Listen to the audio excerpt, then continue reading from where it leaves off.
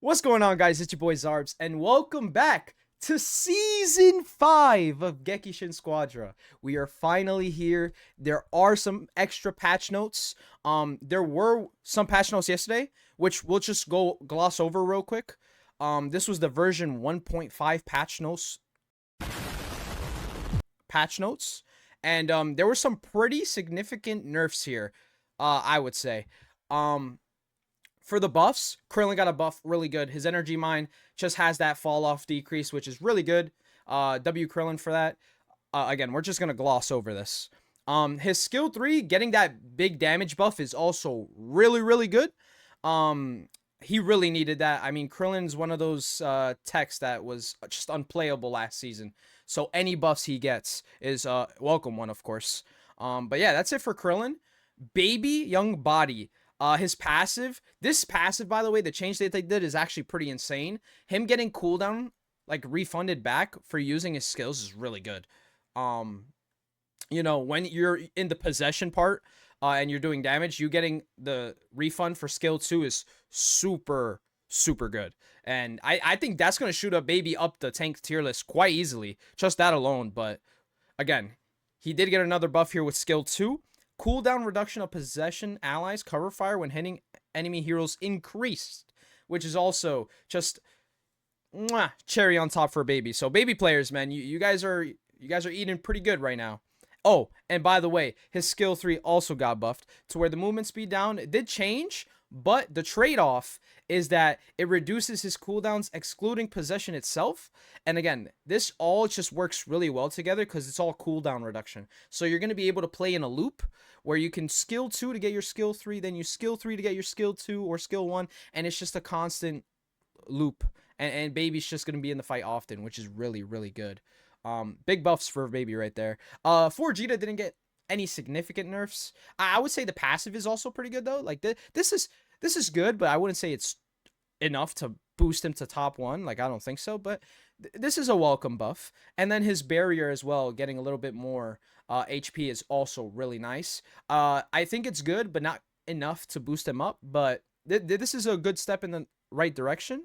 I just hope they buff his skill 2 and revert it to what it once was. I think that's all he needs, and he might be a solid tank again. The nerfs. Listen, man, Miniku. You see all of this chat. Look, I'll just cut to the chase. It's not enough. I think Daimagoku's still going to be an insane DPS. The Wasabi Bomb is a bit weaker, but not by much, to be honest. It's just, it needs another nerf. Maybe we could just lower the max damage to 1,000. That would be pretty good. But otherwise, the Pansy Bomb is still going to be really good. Skill 3. This is the one that got a slap on the wrist is what I'm going to call it. But he does lose 1 stock of skill 3, which is pretty important. The skill 3 was just insane. And the movement speed he got was scaled to be a little less in level 3 and level 2. I think they could have dumbed it down to 70% in level 3, to be honest. But hey, it is what it is. The duration of the movement speed up and energy defense up also got adjusted. I don't think that's enough an adjustment. I think he's still really good. And the same thing with strike defense up and movement speed up effects. It's just the same thing. I feel like they just slapped Daimagoku in the wrist and called it a day. I guess the one big thing is the one less charge, but I think Daimagoku's still going to be really good. Okay, so Goku and Gohan. These nerfs are strictly because of hammers. Kaioken is a lot weaker now. A lot weaker. And Kid Gohan's passive is also, I would say, not a lot weaker, but significantly weaker. The cooldown on skill 2, though, for him is, that's tough. I mean, 2 seconds doesn't seem like a lot, but in a fighting scenario, 2 seconds could make or break. So we'll see how that goes. And also his super attack cooldown was also increased, which is a pretty big nerf. Yeah, Kid Gohan got hit pretty hard, I'd say. Hit. Now, this character, I'm going to be honest, unplayable. I think now with the way that they did it, like the cooldown begins after the effects end, it's just not what you want to do with Hit. I do agree that skill 3 needs to be nerfed though. I think perma invis is ridiculous. I 100% agree with that. But what I think they should have done was just make it so that in all levels you're always at 75%. or at least, maybe level 1 you're at 50, then you're at like 65 and then 75 at level 3. And then at level 3, if you land a skill while invis, you get refunded enough cooldown to pop it again. And the trade-off with that is, yeah, you're able to kind of get perma invis again, but in order to do that, you're exposing yourself in a certain location, giving the enemies an idea of where you are. So I think that's how they should nerf skill 3. I mean, I think this is just like the worst case scenario for hit players, including me. So it is what it is. I think Hit's going to fall down a lot in the tier list, actually. I think he's quite literally unplayable unless you have clouds up. Like the cloud cover divine draw is really, really good for Hit. So I feel like Hit's just unplayable otherwise. Majin Buu Pure, which is Kid Buu. Yeah, they nerfed his damage. He's no longer a DPS tech. He's now just a tech who has DPS potential. But yeah, that ult debuff that he has is just insane. They kept that completely completely the same, and I don't know why. And then they also nerfed the skill 3 damage. So that was pretty much it. They just nerfed his damage across the board in his skills, and yeah, man. Super Saiyan God Vegeta got a big nerf. This character is a lot weaker than what he once was. I wouldn't say he's a complete like fodder tank now. He's still probably in the meta. Still really good until Bulma comes out. But yeah, they did give him some significant nerfs, and dude, that skill 2 nerf, that shit's peak, man. I cannot lie. That's good, because that skill, if you're landing that skill, that's how you get your bar really, really fast. So them making it so that you have to use it at a good time is good. Gamma 1 and 2, I feel like this is a nerf that just wasn't deserved whatsoever. I feel like Gammas were in a good spot, and now they just made them slightly worse. So I mean, it's not the biggest deal, but I feel like Gammas should have been a little better, Like, they should have just been the same. Bosses were adjusted. The timings, pretty good. Divine draws, we already know. Thank God they nerfed Hammers, bro. Hammers was miserable. I'm hearing now, this is a day after these patch notes were released. I'm hearing Hammers is actually, like, you get it. You're not alt F4ing every game, Like, it's actually a playable Divine draw now, which is good. That's good, man. I was going to make a fucking stand that if they didn't nerf Hammers, I was going to just alt F4 every time. I don't care if I get banned. CPU, we don't care about that. Battle Pass, we already saw this in the Squadra talks. They are fixing it with the new system. I think it's really, really good.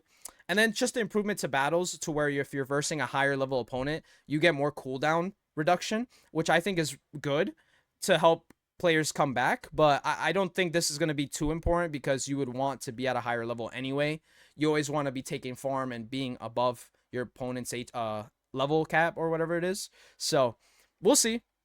I think this is a good comeback mechanic, though, for sure. I do think it could help, but it could be annoying too. And then everything else, I think, is just like quality of life stuff, or like some little tweaks here and there, which is good.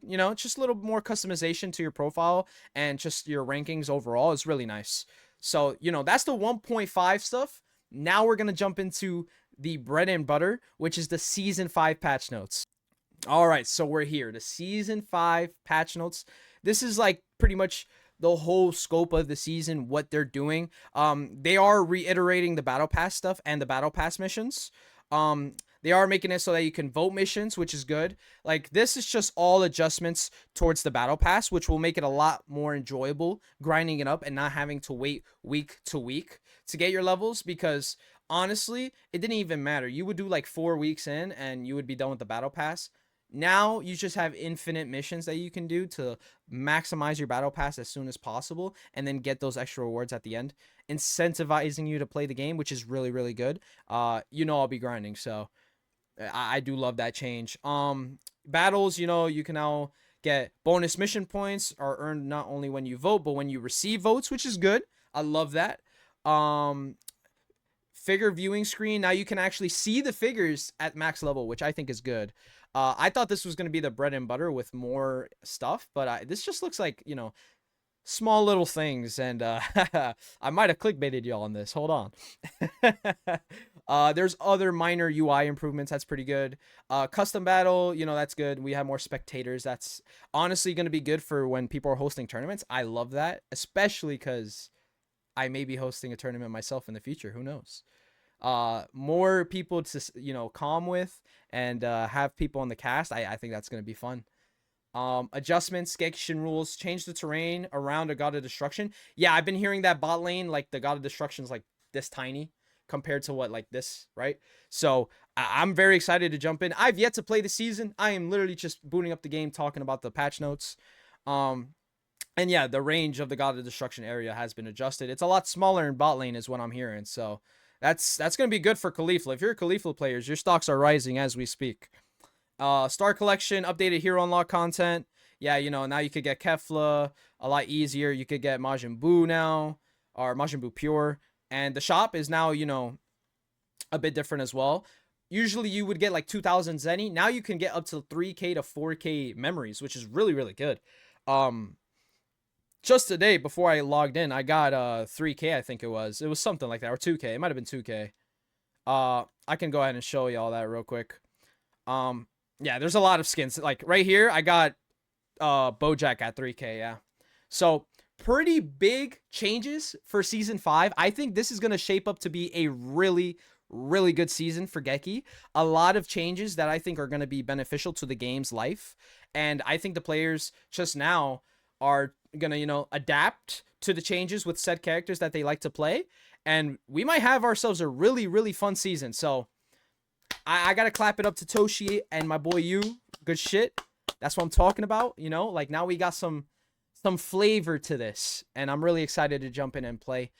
This is gonna be it for the season 5 patch notes video. We're gonna jump in to that guy's banner. As you can see, Frieza right there in the dead center. We got 10K gems. You guys are not gonna want to miss it. I'm going to go ahead and start the Frieza summons right after this video. But thank you guys again for watching, and I'll see you guys next time. Peace.